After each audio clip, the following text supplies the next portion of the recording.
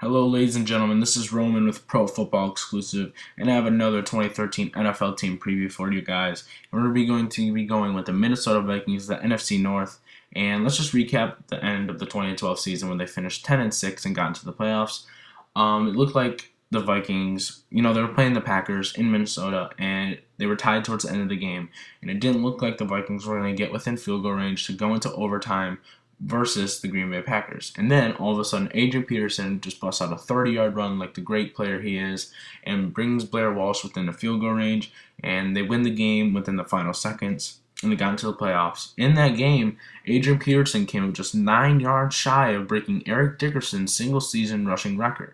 He came up just short. Great play nonetheless, great time. I mean, he had a great season, whatever you want to say, and it was sad to see him just come up 9 yards short.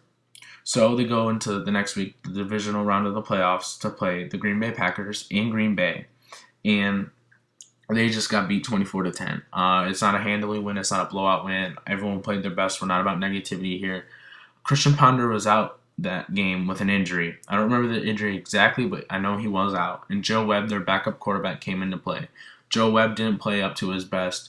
Adrian Peterson didn't even play up to his best. Adrian Peterson, the first two times he played the Packers, rushed for 200 yards each time. I believe he nearly had 300 yards I believe he had nearly had 600 yards in just two times when he played the Packers. So it was sad to see the Vikings season end like that. They made a great run of the playoffs. No one expected them to make the playoffs at all. Everyone thought they were going to be the worst team, and they're just like, we're the Vikings. We're here to play. We're here to win. We're going to surprise everyone, and they did. But now we go into the offseason. They had some veteran additions. They grabbed Matt Cassell from Kansas City to back up Christian Ponder at the quarterback position. They went and grabbed Desmond Bishop, an inside linebacker, which they were needing depth at, although they already had Chad Greenway. And then they grabbed rookie Gerald Hodges out of Penn State. And then one of my favorite offseason moves, although maybe it might not work there, who knows? We shall see. The season hasn't come yet. But one of my favorite offseason moves was Greg Jennings. They stole Greg Jennings from their rival, the Green Bay Packers, and I thought it was a great pickup. I thought it was outstanding. He's a wide receiver. They definitely needed a number one receiver.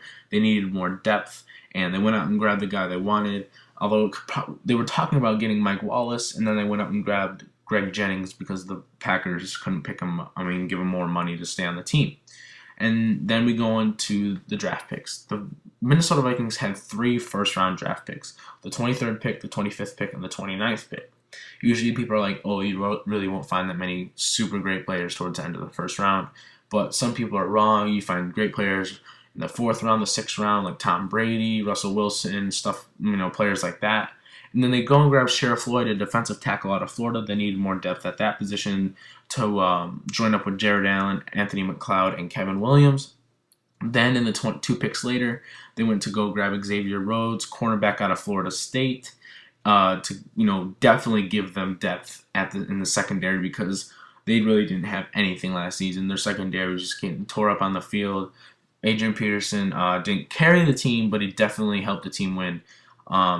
But now that they have a rookie corner out of Florida State, I believe that'll add some very good depth to that position. And then 4 picks later, they went and grabbed Cordarrelle Patterson, wide receiver out of Tennessee, another SEC team. I think Minnesota really loves staying in the SEC. They grabbed Christian Ponder a few years ago from Florida State. But Cordarrelle Patterson out of Tennessee, probably one of my favorite receivers coming into the draft, behind Tavon Austin, Stedman Bailey, players like that. And he came in and definitely gave the Minnesota Vikings wide receiver depth. When you look at Cordarrelle Patterson, he's fast, he's strong, he's not really like a vertical threat like a Megatron, Brandon Marshall, Larry Fitzgerald, but I believe that's where Greg Jennings comes into play to be the number one guy. Although Greg Jennings isn't the biggest player, Cordarrelle Patterson definitely adds depth to that wide receiver core with Jerome Simpson as well. And then round 4, in the 4th round, they went and grabbed Gerald Hodges, outside linebacker out of Penn State. And he was one of the more underrated picks, I think. He should have been in the 3rd round, easily taken in the 3rd round. But he's a linebacker. He joins Desmond Bishop and Chad Greenway, 2 already very good middle linebackers. And now that they went to go grab Gerald Hodges out of Penn State, it definitely added depth there. And then a few rounds later, they grabbed Jeff Locke, the punter, I don't exactly remember which college he went to, but Chris Cluey wasn't doing it for them, so they brought in Jeff Locke to punt the ball down the field, maybe put it at their 1 yard line or within the 20. But those are the 5 most important picks that I looked at in the draft. I thought the Vikings had a very good draft. I gave it an A plus easily. I mean, they had an outstanding draft. They grabbed a defensive tackle, which they needed. They grabbed a cornerback, which they definitely needed, and then they grabbed another receiver. Besides the free agent pickup of Greg Jennings, and brought in depth to the wide receiver position. Some of the offseason losses for Percy Harvin, some of the offseason losses for the Minnesota Vikings, I apologize, was Percy Harvin. He's a great player. Percy Harvin is one of my favorite players in the NFL. He's fast, he's quick, but the only thing hurting Percy Harvin's image is his injuries, concussions, migraines, injuries like that. And if he can refrain from that, Percy Harvin is probably a top 10 receiver. And he's just a great player. But they lost Percy Harvin to Seattle. And but they went out and grabbed Greg Jennings and Cordero Patterson to fill that hole. Michael Jenkins was another receiver that they lost. And, they just grabbed Cordero Patterson. Greg Jennings grabbed 2 new receivers to get new to the system. And, they just filled their holes. With from what they lost. Jeff Swartz was another player they lost. They went and grabbed Seth Olson, and then Antoine Winfield, they lost him. They brought in Xavier Rhodes. They lost Chris Cluey. They brought in Jeff Locke. And then the biggest loss of the offseason, I believe, just after Percy Harvin, was Jasper Brinkley, inside linebacker. I believe he went over to the St. Louis Rams or the Arizona Cardinals. I don't exactly remember. But then they brought in Gerald Hodges to replace that. So they didn't really lose. They lost someone. They gained someone.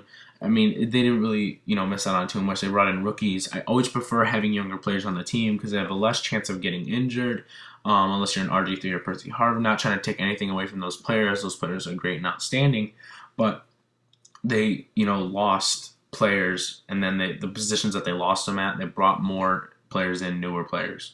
So not too much, besides Percy Harvin, Jasper Brinkley, and Antoine Winfield. I don't really think Jeff Swartz and Chris Cluey, were that big of a deal as those 3 players were. But I definitely think the Minnesota Vikings made this team just a little more solid. And the only thing holding them back is the schedule. Now, I'm going to get into the schedule here. Please don't hate on me. I'm not going to go in depth about the schedule, but I just believe their schedule is just a little too difficult based on last season. Now, although the Vikings did go 10-6 last season, they had a much easier schedule in 2012 than 2013. The Minnesota Vikings, they faced the Bears twice, the Lions twice, and the Packers twice. They played the AFC North, so they played the Bengals, the Browns, the Steelers, and the Ravens. And then they faced the NFC East and another NFC division that's very strong.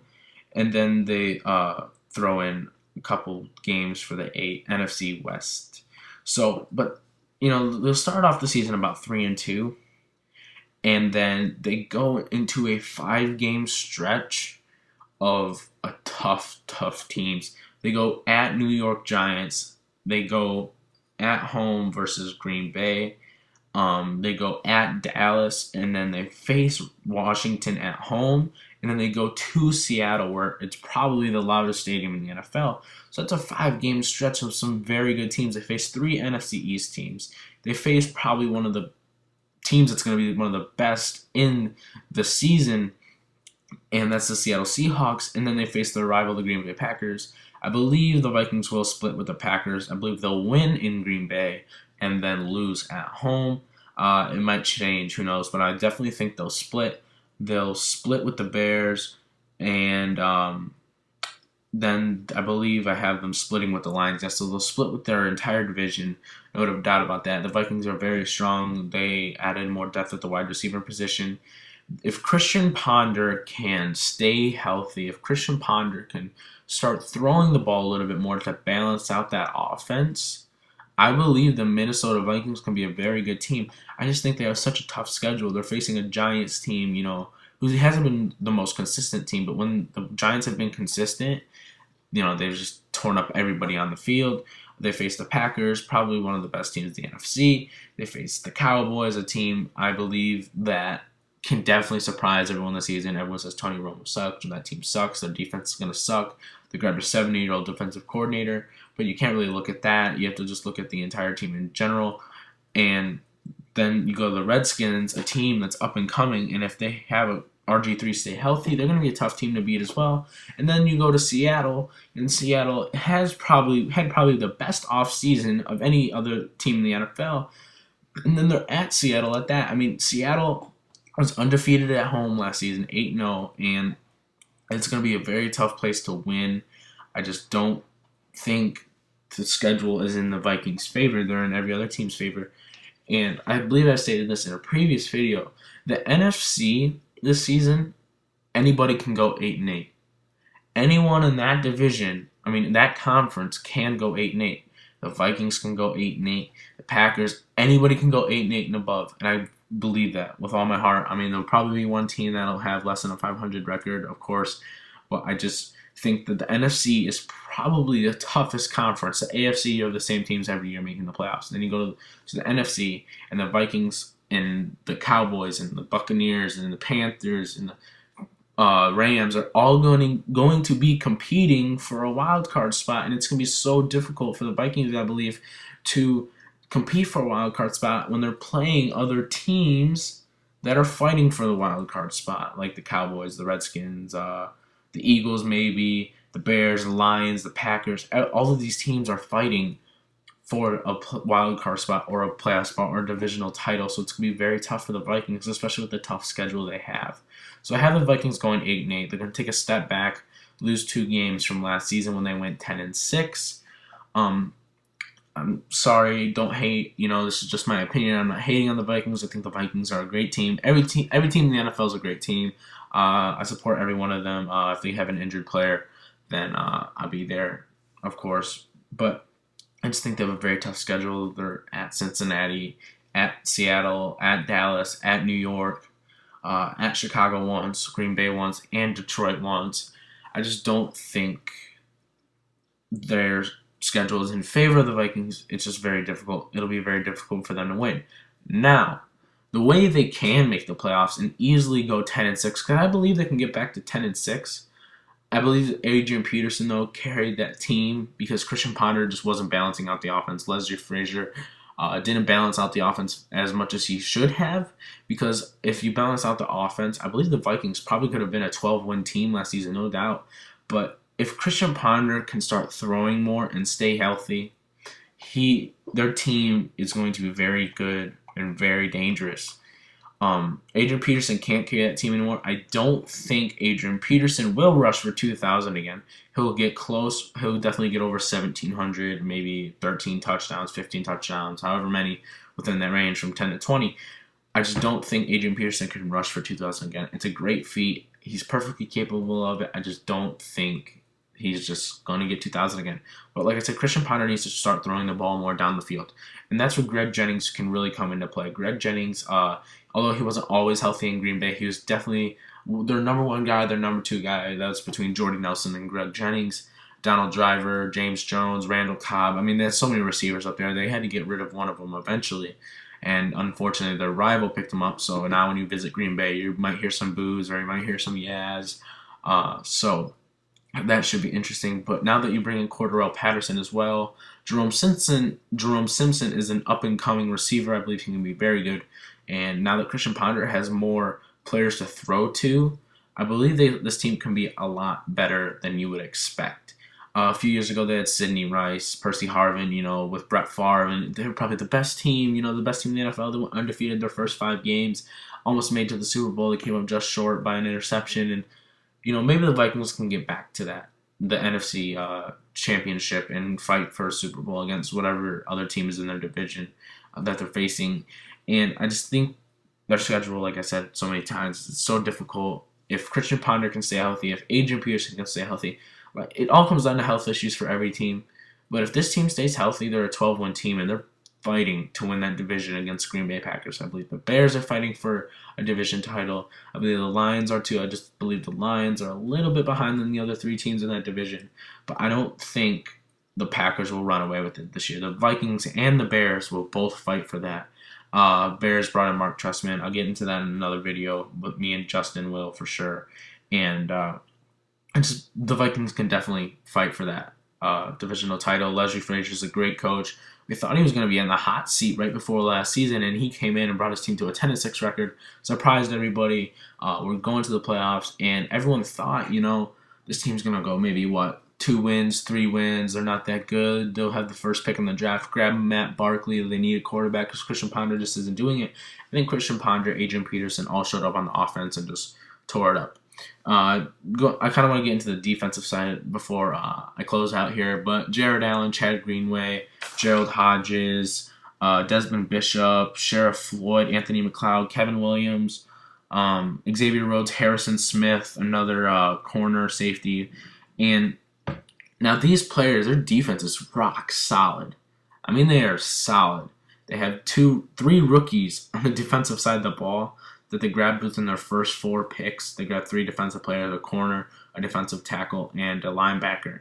And then, they grabbed Cordero Patterson and Jeff Locke. But this defense is solid, probably underrated. They'll probably be a top 10 defense this year. I wouldn't doubt it. Jared Allen's a beast. Sheriff Floyd's looking great. Anthony McLeod and Kevin Williams, they're great players. Desmond Bishop and Chad Greenway are monsters. Harrison Smith, Xavier Rhodes, great corners. We'll see what Xavier Rhodes can bring to the table. Maybe he'll be like a Morris Claiborne.